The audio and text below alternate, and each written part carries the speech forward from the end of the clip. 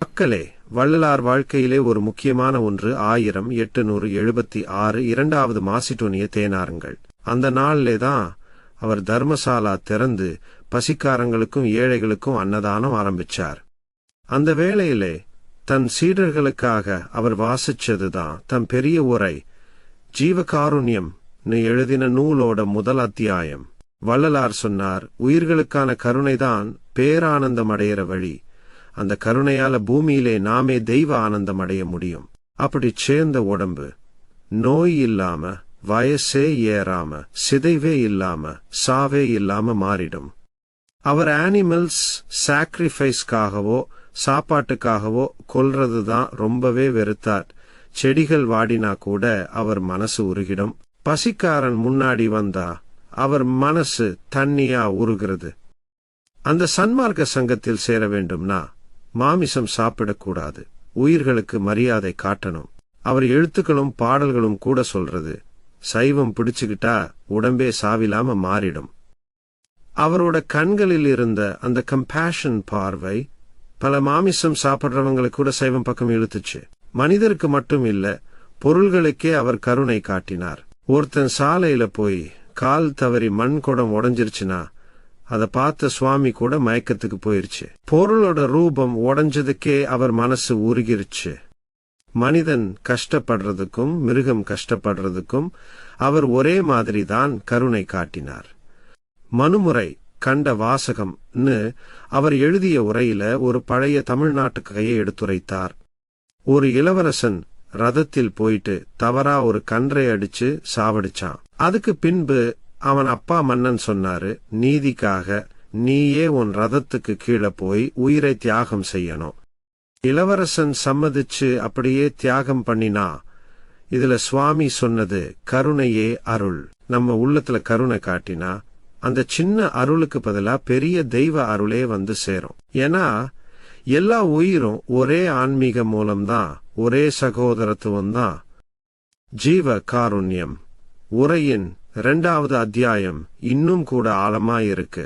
அதுல வள்ளலார் சொல்றார், அருட்பெருஞ்சோதி சக்தியால உடம்பே சாவில்லாம மாறிடும். இது 1869 வரை 1870க்குள்ளே எழுதப்பட்டது.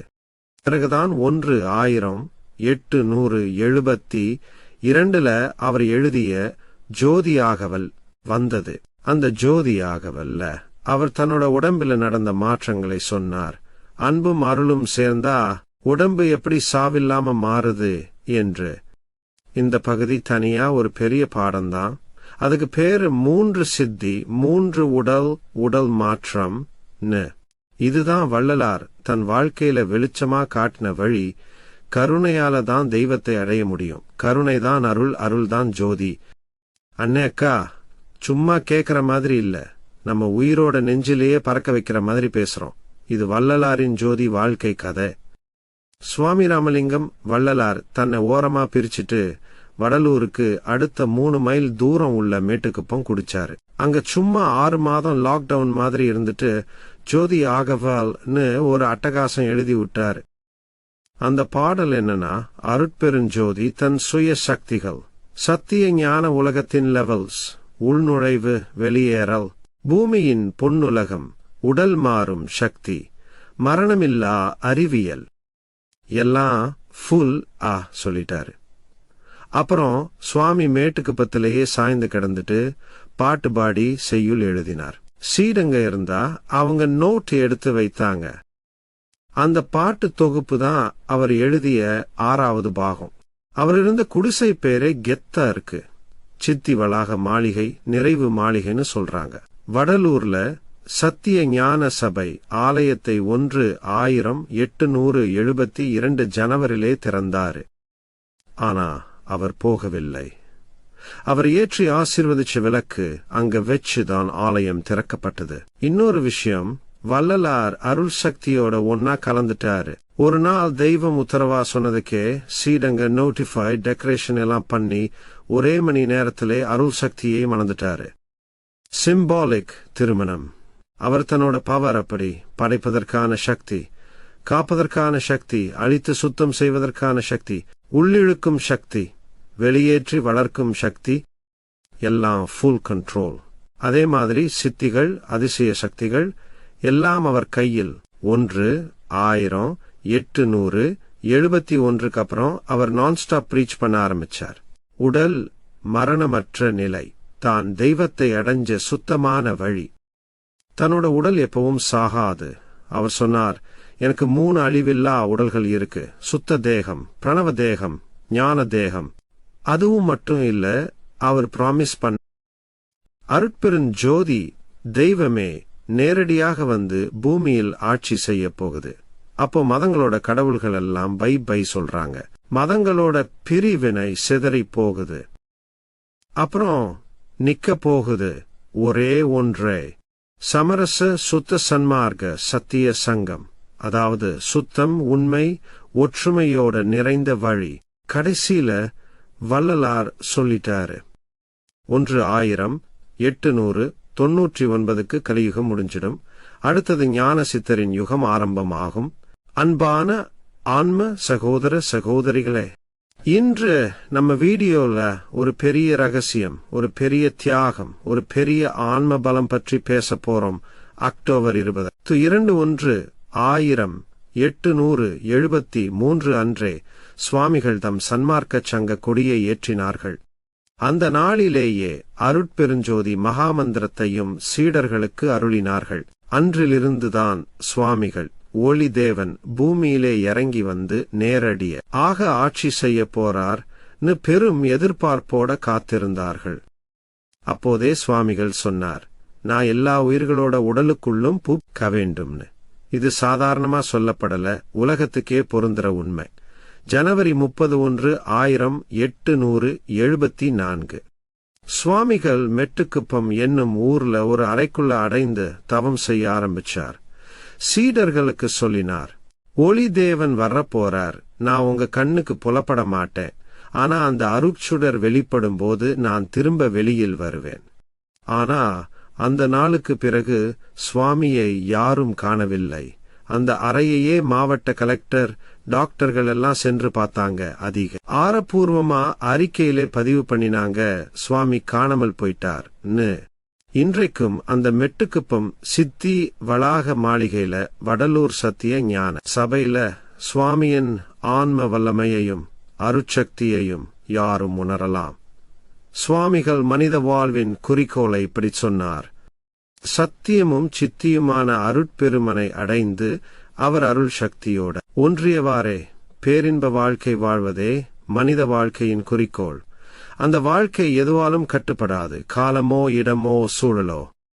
அந்த நிலையை அடைந்தவர்களோட மகிமை என்னன்னா, அவர்கள் உடலிலே இருந்த அசுத்தமான தோல், நரம்பு, எலும்பு, சதை, ரத்தம், விந்து எல்லாமே பரிசுத்தமா மாறும்.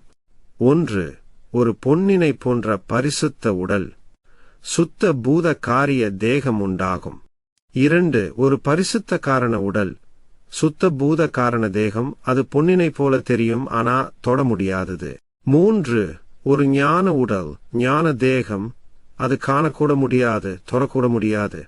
அது ஆகாயம்தான் போல இருக்கும். இப்படி சுவாமிகள் தம் உடலை அருட்பெருஞ்சோதி சந்நிதியிலே அர்ப்பணிச்சது உலகிலே அருட்பெருஞ்சோதி நிலைநிறுத்தப்பட வேண்டிய உன்னத நோக்கத்துக்காகவே செய்த தியாகம். அருட்பெருஞ்சோதி, அருட்பெருஞ்சோதி, தனிப்பெருங்கருணை, அருட்பெருஞ்சோதி, அருட்பெருஞ்சோதி, அருட்பெருஞ்சோதி, தனிப்பெருங்கருணை, அருட்பெருஞ்சோதி. அண்ணாச்சிகள், அக்காட்சிகள், வள்ளலார் சொன்ன சில ரகசியங்களை நாம இப்போ கேட்க போறோம். சுவாமி சொல்லிறாரு, உடம்புன்னு நாம நினைக்கிற இந்த உடம்பு, சுத்த உடம்பு, பிரணவ உடம்பு, ஞான உடம்புன்னு 3 இருக்கு. இந்த 3ம் ஜோதி அருட்சக்தியாலே மாறி போய் அருள் உடம்பா ஆகுது.